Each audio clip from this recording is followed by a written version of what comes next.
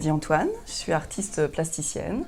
Je fais de la sculpture, j'ai tendance à dire de la sculpture souple parce que je travaille pas mal de techniques liées au textile et à des matériaux qui sont transformables. Ça fait une vingtaine d'années que je pratique cette activité et je vis à Bruxelles. Je revisite pas mal de techniques artisanales liées au textile. J'ai notamment développé un travail en dentelle au fuseau. Je travaille aussi le feutre pas mal, donc la laine feutrée. J'ai aussi travaillé le crochet, la maille, mais toujours en mixant ça avec d'autres matériaux. Parce que j'ai fait des études de sculpture et donc j'ai aussi appris toutes les techniques plus classiques. Et j'aime beaucoup mixer le textile avec des matières plus traditionnelles liées à la sculpture. Souvent, je reprends des techniques artisanales et j'essaie de leur donner une certaine contemporanéité. En dentelle au fuseau, par exemple, je fais des espèces de grands paysages de centrales nucléaires avec des tours de refroidissement. J'ai fait le lien entre la ressemblance entre la dentelle et l'architecture industrielle, et donc je joue sur des contrastes. Je travaille depuis déjà une dizaine d'années avec la galerie Aéroplastics à Bruxelles. Dans mon travail, il y a plusieurs thématiques qui reviennent régulièrement. Il y a l'idée de contamination, de prolifération. Clairement, ce qui est lié au corps, à l'organique. L'idée du vivant, aussi au sens large. Donc, dans mes sculptures, on peut souvent avoir l'impression qu'il va y avoir une prolifération, qu'il va y avoir une évolution, que si on revient une semaine plus tard, ça va être un peu plus envahissant, que ça va contaminer tout un espace.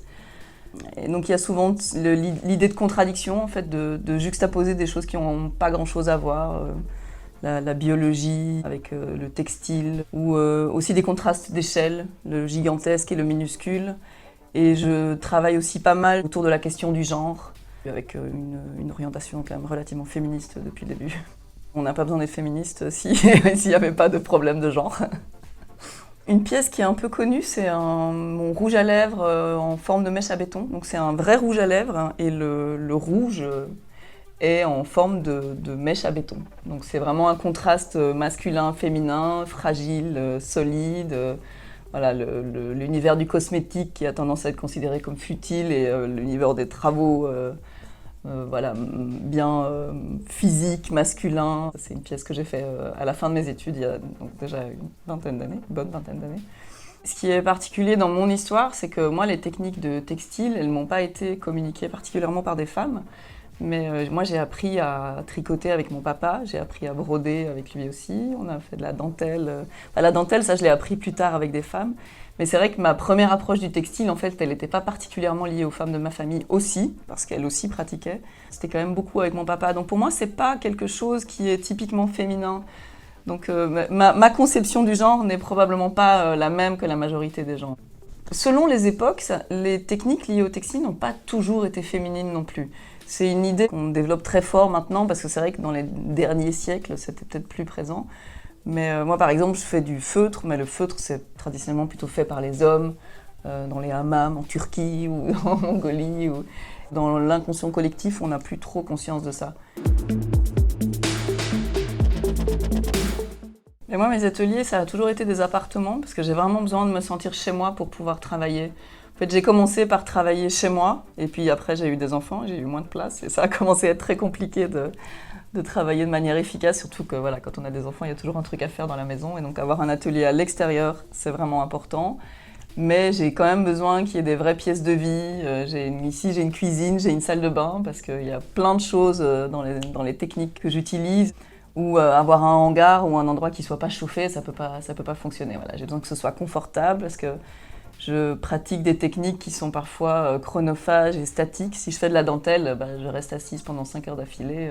Oui, j'ai besoin d'avoir un degré d'intimité, de confort quand même important par rapport à d'autres artistes. Je ne travaille pas toujours pour des projets spécifiques ou des lieux spécifiques, mais dans mon atelier, tout avance petit à petit en parallèle.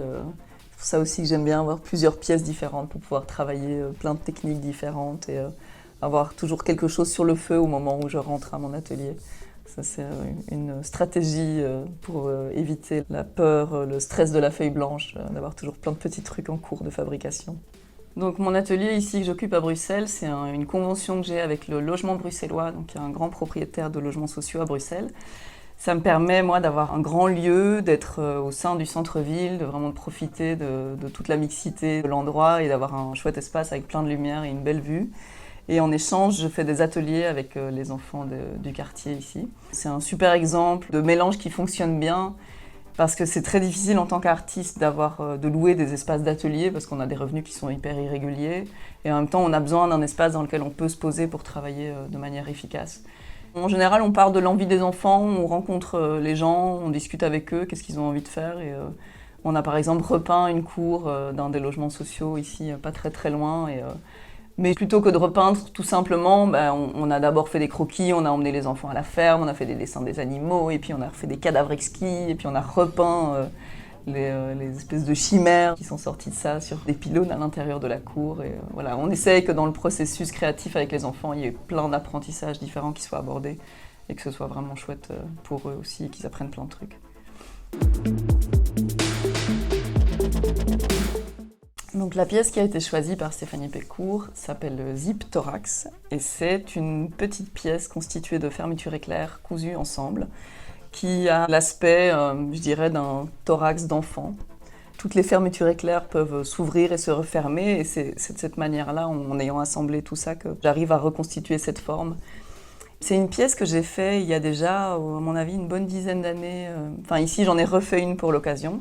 Mais donc j'avais fait une première pièce il y a déjà longtemps et elle est presque apparue spontanément entre mes doigts, c'est-à-dire que j'avais acheté tout un stock de fermetures éclairs dans une brocante en me disant tiens c'est marrant comme matériau, le fait de pouvoir l'ouvrir, fermer, je voyais un potentiel sculptural intéressant là-dedans et en les assemblant, ce petit thorax est apparu presque tout seul.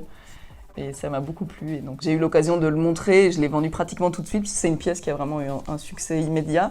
Quand on m'a demandé pour pouvoir le remontrer, ça m'a fait plaisir d'en refaire un pour justement pouvoir le montrer un peu plus.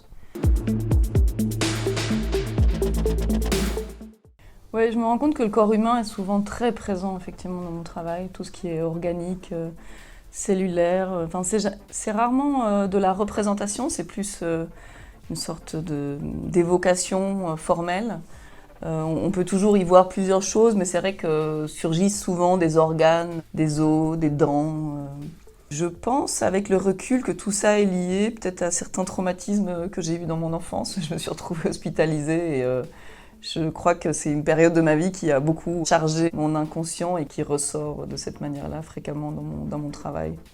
L'idée du corps physique a pour moi été tour à tour d'abord une prison et puis finalement un refuge.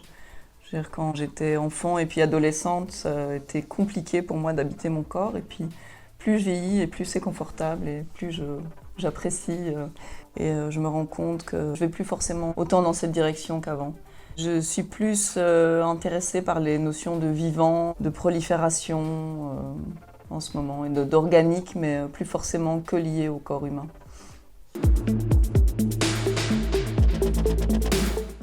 Alors, je prépare une exposition à la Centrale électrique à Bruxelles, qui sera donc dans le centre-ville de Bruxelles et qui est au même moment que l'exposition à Paris, dans laquelle il y aura, à mon avis, une dizaine d'œuvres. Mes travaux sont visibles en Suède, dans la ville d'Avesta. Courant 2024, il y aura une expo solo dans la galerie Project Room, dans le centre de Bruxelles, à Saint-Gilles.